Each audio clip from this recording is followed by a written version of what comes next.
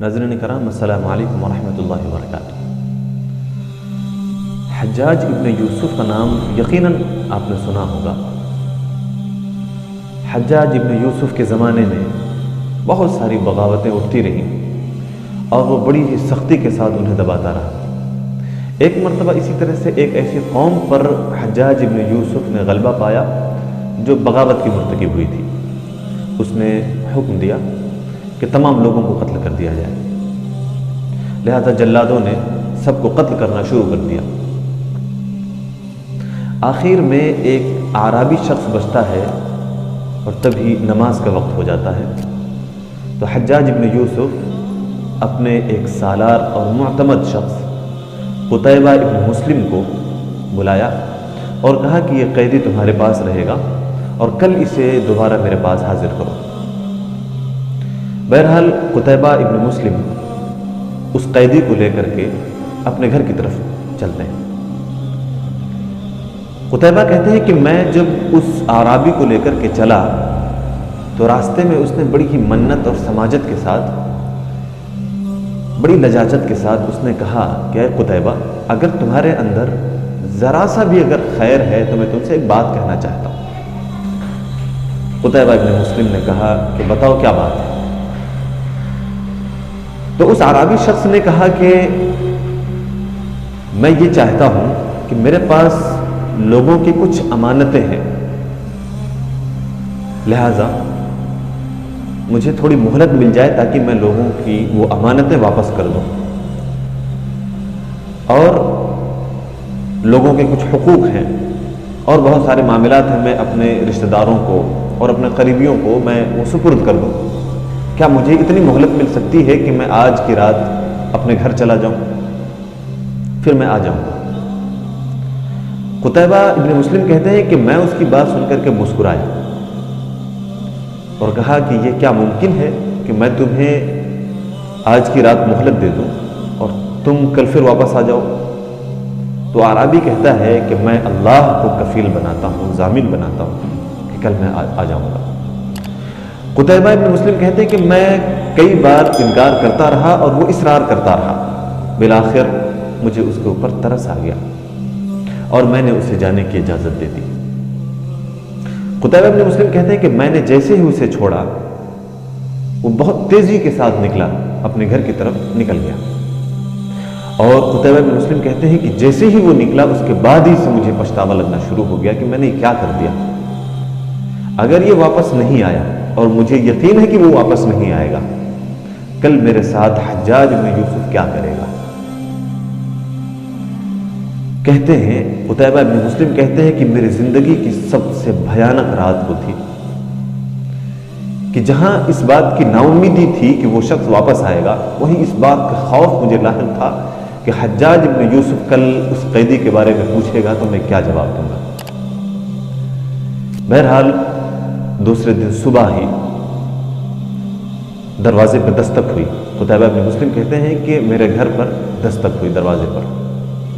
دروازہ کھولا تو دیکھا کہ وہ اعرابی سامنے موجود ہے۔ میں نے کہا کہ تم آ گئے ہو؟ اس نے کہا ہاں آ گیا ہوں، تبھی سامنے کھڑا ہوں۔ کہتے ہیں کہ مجھے تو یقین نہیں تھا کہ تم واپس آؤ گے۔ وہ اعرابی کہتا ہے کیسے واپس نہیں آتا، جبکہ اللہ تبارک و تعالیٰ کو گواہ بنایا تھا، ضامن بنایا تھا، وعدہ کیا تھا، کیسے واپس نہیں آتا؟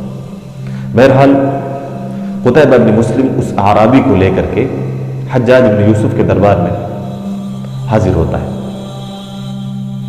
اور جب لے کر کے پہنچتا ہے دربان کے حوالے کر دیتا ہے اس اعرابی کو، اور قتیبہ اندر چلے جاتے ہیں۔ قتیبہ پر نظر پڑتے ہی حجاج ابن یوسف پوچھتا ہے کہ میرا قیدی کہاں ہے؟ قتیبہ ابن مسلم بتاتے ہیں کہ دروازے پہ کھڑا ہے، اور پھر رات کا پورا قصہ بھی سناتے ہیں۔ حجاج ابن یوسف کہتے ہیں بلاؤ اس کو۔ اس اعرابی کو پیش کیا جاتا ہے۔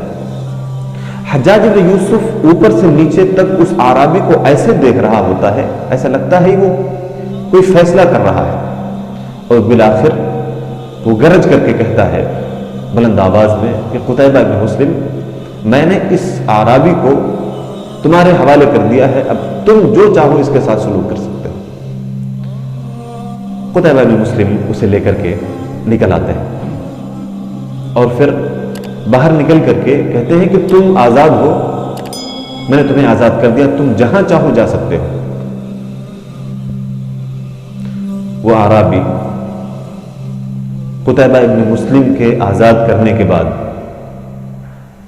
صرف ایک کلمہ کہتا ہے، اللہم لک الحمد، اللہ کی تعریف بیان کرتا ہے اور چلا جاتا ہے۔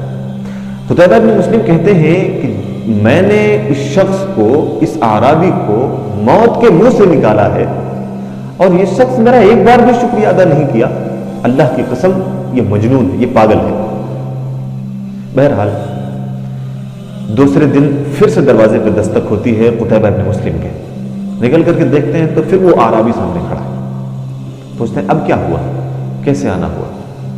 وہ اعرابی کہتا ہے کہ مجھے معلوم ہے کہ کل جب تم نے مجھے آزاد کیا تو تمہیں میرے اوپر غصہ آیا ہوگا کہ میں نے تمہارا شکر ادا نہیں کیا۔